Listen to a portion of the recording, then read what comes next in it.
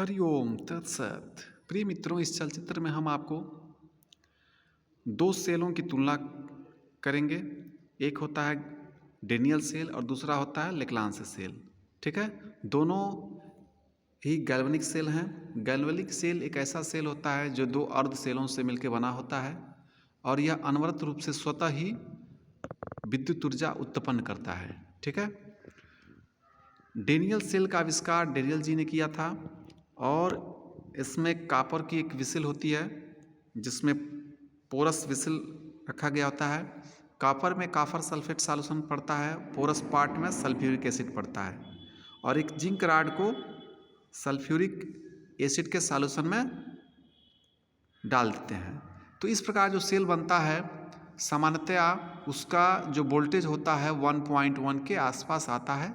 इस समय 1 दिखा रहा है और इसका जो करंट होता है बहुत उच्च होता है, सामान्यतः 0.5 एम्पियर तक का करंट दे देता है। ठीक है,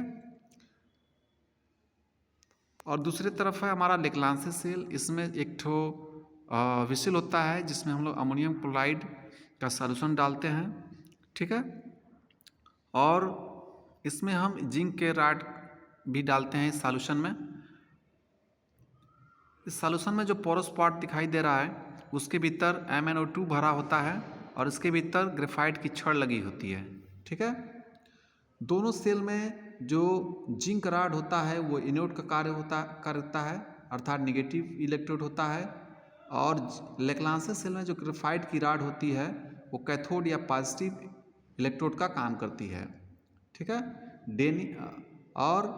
डेनियल सेल में जो जिंक राड होता है वो वहाँ भी एनोड का काम करता है, अर्थात निगेटिव इलेक्ट्रोड, और जो कॉपर की जो विसिल होती है वो अपने आप में कैथोड का कार्य करती है, अर्थात पॉजिटिव इलेक्ट्रोड। ठीक है, तो लेक्लांस सेल में यदि सेल एकदम नया है, उससे एनर्जी नहीं ली गई है इलेक्ट्रिक एनर्जी, तो 1.5 वोल्ट तक का करंट उससे फ्लो करता है। फिलहाल हमारे सामने जो सेल है वो करीब 72 घंटा तक लगातार इलेक्ट्रिक दिया है, जिसके कारण से इसका वोल्टेज इस समय डाउन है। अगर यदि हम इसका कंसंट्रेशन बढ़ा दें, अमोनियम क्लोराइड की मात्रा और बढ़ा दें, तो ये 1 वोल्ट से आगे 1.5 वोल्ट तक पहुंच जाएगा। ठीक है, फिलहाल इसमें इलेक्ट्रिक करंट की जो मात्रा होती है एम्पियर में बहुत कम होती है।